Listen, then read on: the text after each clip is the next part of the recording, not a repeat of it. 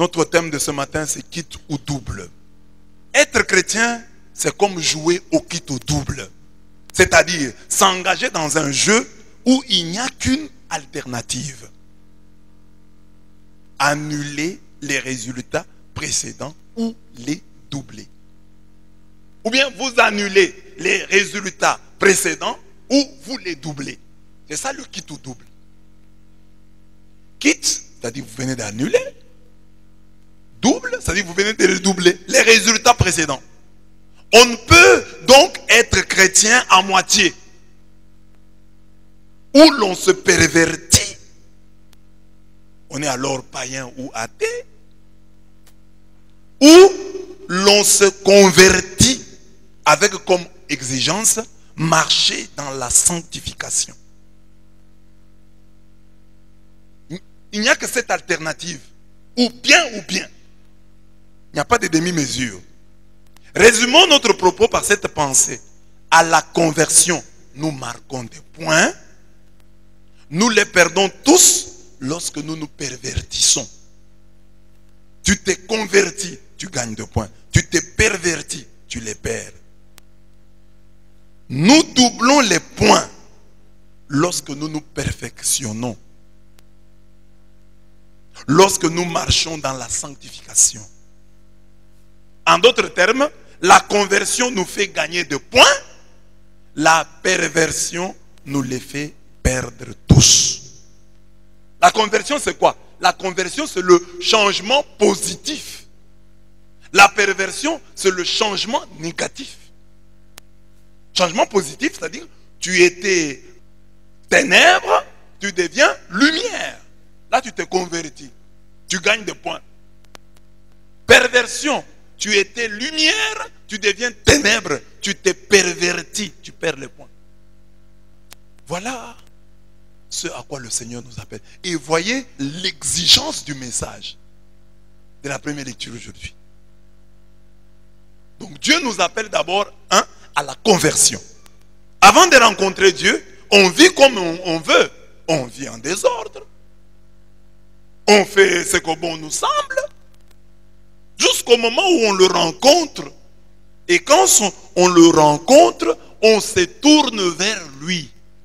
C'est ça vraiment la conversion. La conversion, ce n'est pas d'abord se détourner de ceci ou de cela. La conversion, fondamentalement, c'est tourner vers Dieu.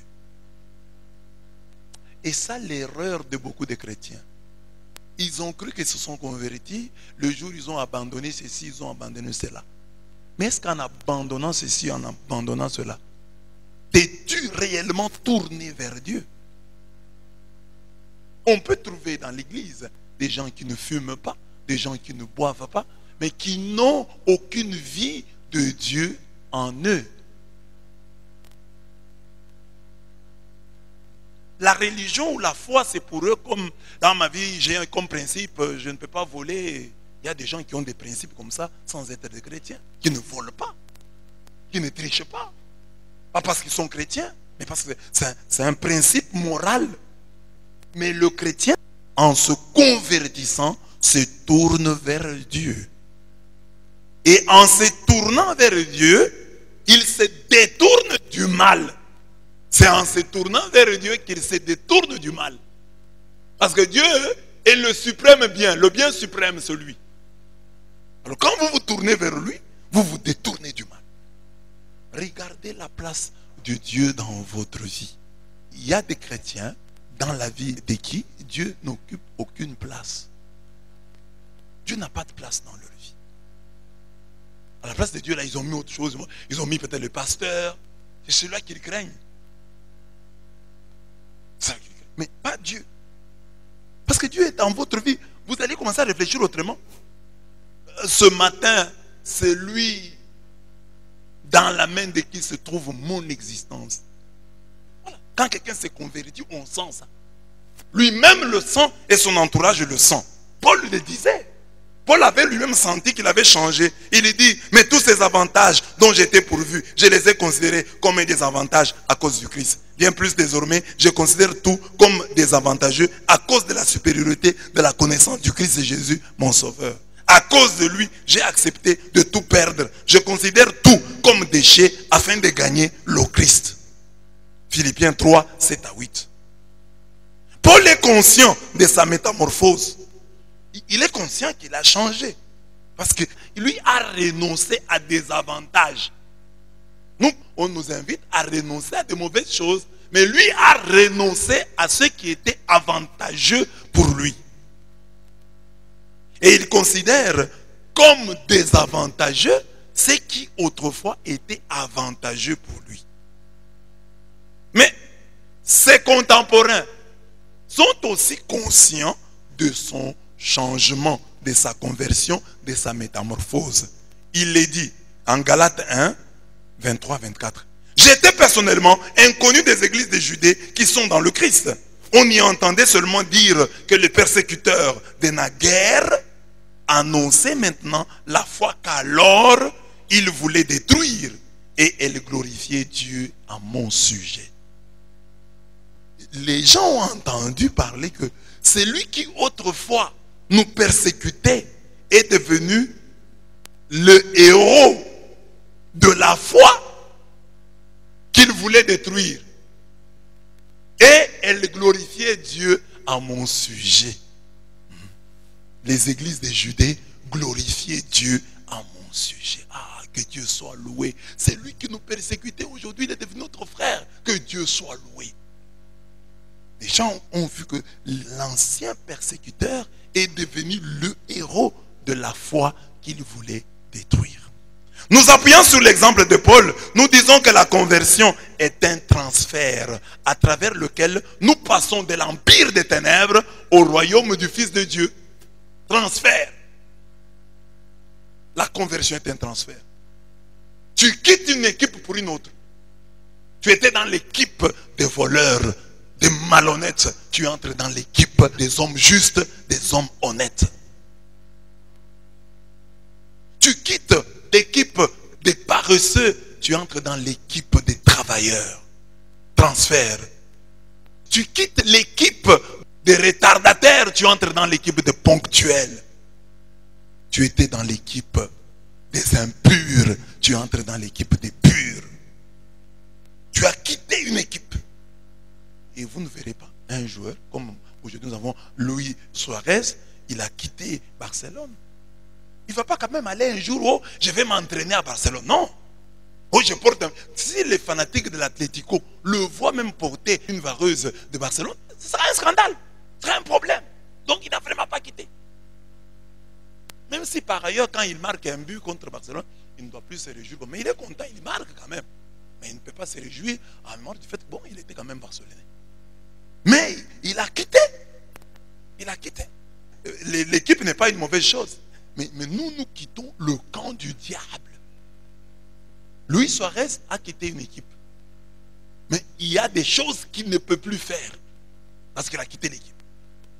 Et l'équipe de football, qui n'est pas une équipe diabolique. Mais nous quittons l'équipe, le camp de Satan. Nous sommes transférés.